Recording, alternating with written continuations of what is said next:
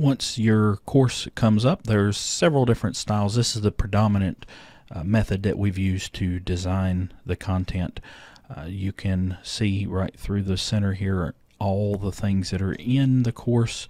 Simply click the begin button to get started, and you'll need to scroll through and then click continue, read the content as you move through, and then continue. As you scroll through, we have videos, interactivities. In this particular case, there's a video for you to watch. Watch the videos and then continue to move through. There's several videos in this one. And then there's some interactivities where you can get here, gives you some more information. Click both right and left to navigate through the content.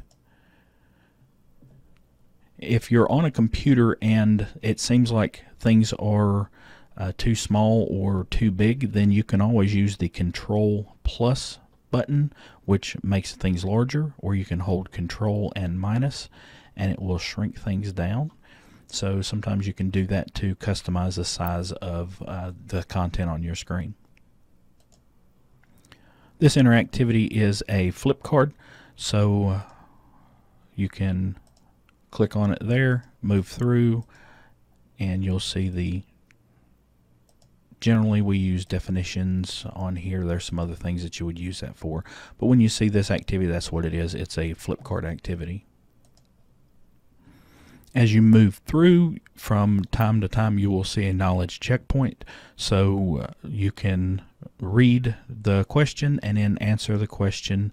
And pay close attention when you see this. It says you may select more than one answer, and generally the answer check boxes here are square.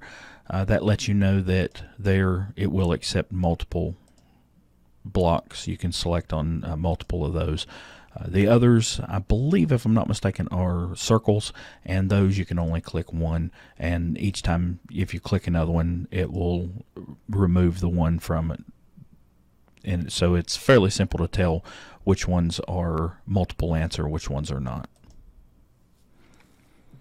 The content will save your place, so in the event you are doing this while you're working, you're on duty, and you end up running a call, just simply close out and go on about your business, run your call, and then whenever you come back, you can start over again. I'll show you how to do that.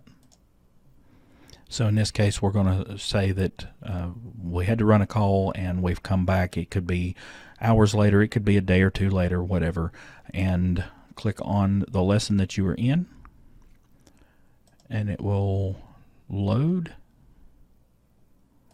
Got us launched over here, and as you can see, it puts us right back where we were when we got started, or when we had to run a call. So that's a nice feature to have, and in the event that you have to run a call, simply just close out and come back.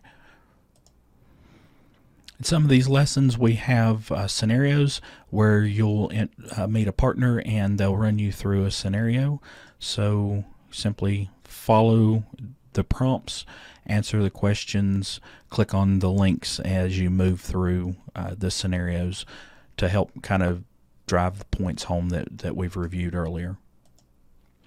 Once you get to the end of the lesson, then you will have a final exam or quiz. The terms are really used kind of interchangeably. So to start the assessment, just click the link, go through each lesson, each question, answer the questions, and then click submit as you move through. I do want to point out that it is very important that you pay attention and make sure you answer the questions appropriately. Try to get them right, because if you fail the test, unfortunately it will force you to go back through all of the content, all the material. You don't get to just simply retake the test. So keep that in mind as you're going through. You want to try and get this right so that you don't have to go back through the material. So I've got here to the end, and I'll show you what it looks like when you do not score an 80 on the exam, which is the equivalent of failing. You have to have an 80, remember, on all assessments.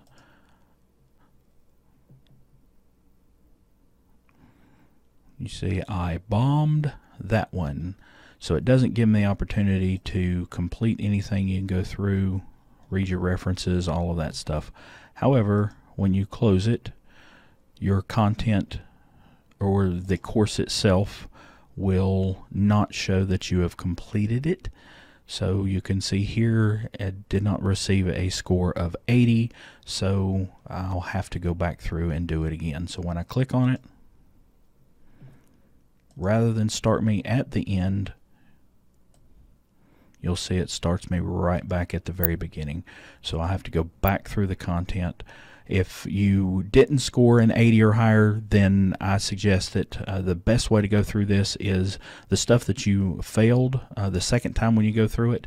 The stuff that you failed, then you want to spend some time kind of reviewing that, getting up to speed on it. Stuff that you did good on, you can just quickly scroll down here, scroll through it, and get all the way down to the bottom, click continue, and just do that. So that's how you remediate yourself. Just take the time to spend the time on the stuff that you were struggling with, the stuff that you're comfortable with.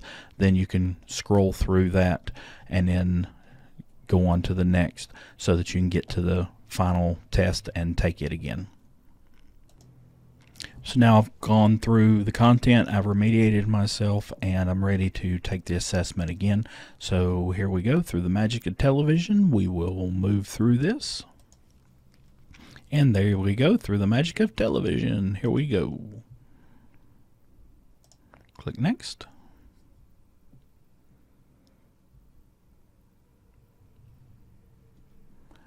And once we have completed that, you can go to the references or just simply exit out.